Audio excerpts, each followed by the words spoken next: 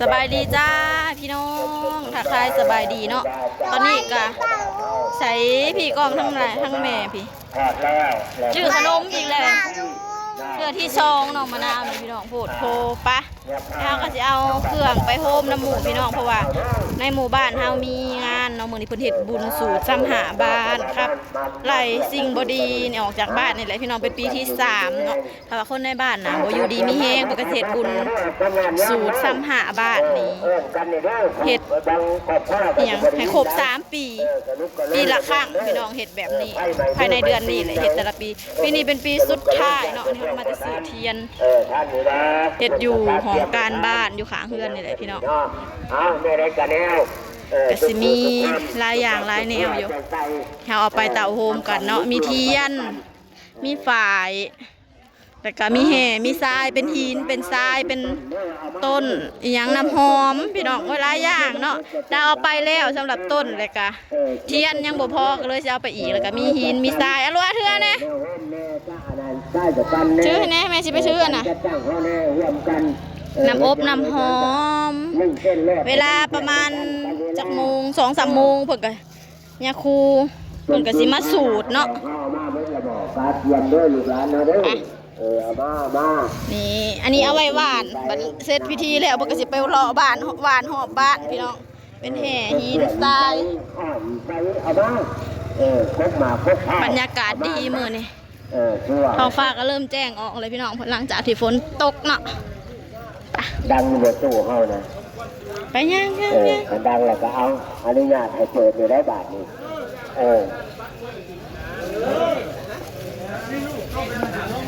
อ๋อจบเลยยกตู้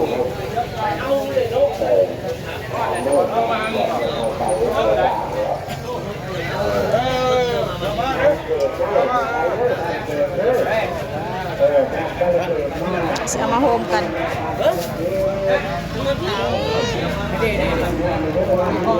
เอาก็เสียมาเต่าโฮมกันอยู่นี่เลยพี่น้อง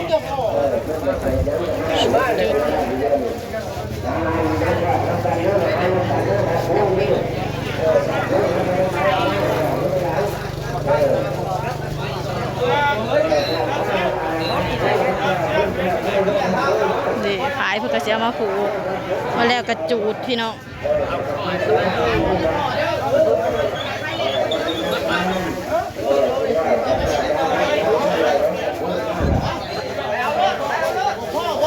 ลืมหนักหอมเอามาลืมหนักหอมน้ำหอมกับสิมาเทใส่ไฮไว้ไฮนี่ยังบ่มีน้ำอบน้ำหอมกับเห็ดมาโฮมกันเนาะคุก3 ไฮ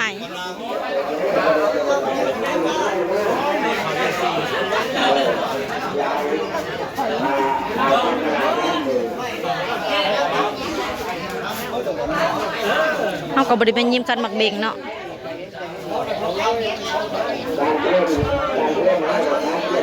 เดี๋ยวจะมายิ้มกันหมักเบงซอยบุเถาข้าเจ้าพี่น้อง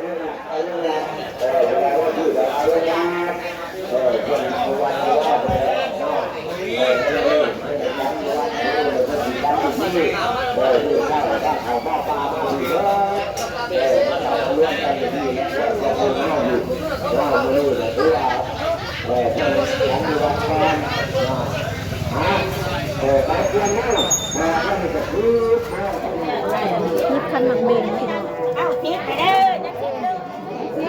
ตัวนี้ก็จำได้ขนาดเพื่อนบอกวันน้านี่เด้อแน่เอาขอไปโดนเล็กถ่ายนับเคยก้อนยิงเท่าใดยังซิปบอกยังอันหนึ่งว่าสัตว์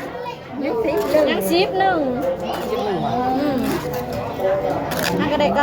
90คันหมักเบง100 อันพี่น้อง50 คู่ยิบซอยกันจ้ามีดกูได้สบักขัดฮะมีทำกูกูได้มีตัดมีตอกมาบ่ได้จักอย่างไปหน้าไปผูกหัวผัดไปเห็นนั่น คันหน้าน่ะบ่อยู่บัดไปอาดคันหน้าก่อนสิสา เก่ง ฮะ เก่งแล้วว่ะ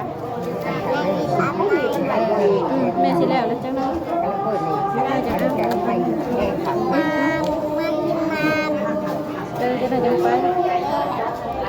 โอ้ยขาดมือมันใจบุดีใจบุดีกัน ใจเฮาบ่ดีเฮาเฮ็ดบ่ได้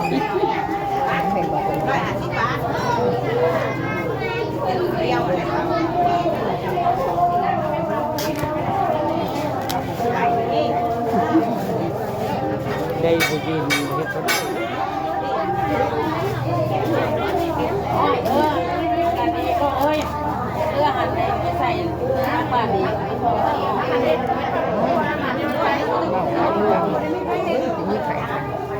ฮะ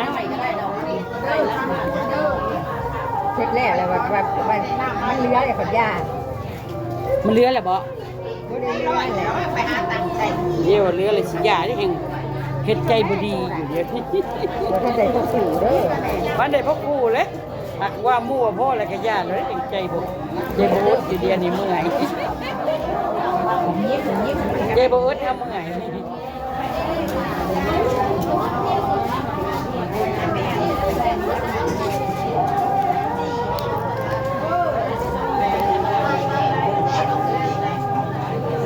มันน้อยแล้วก็เฮ็ดบ่เป็น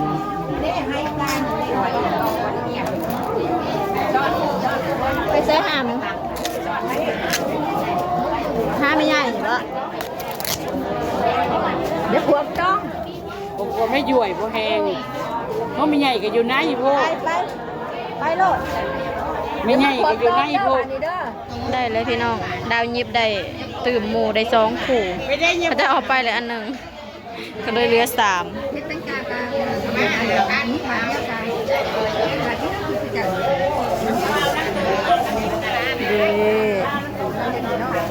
ซอยกันยิบ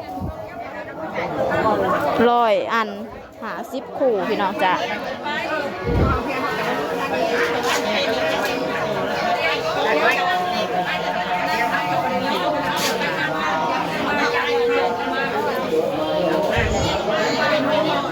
อาทองอาทองอาทอง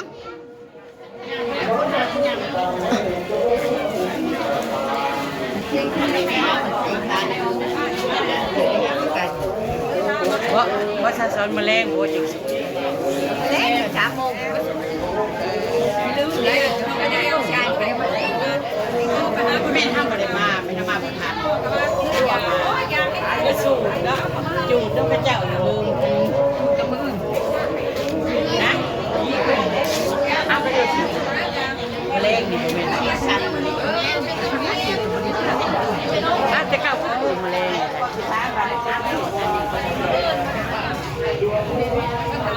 แล้วพอเพิ่นก็สิมาสันเพลอยู่พี่น้องเอ้ย เพิ่นจูดเนี่ยแมลง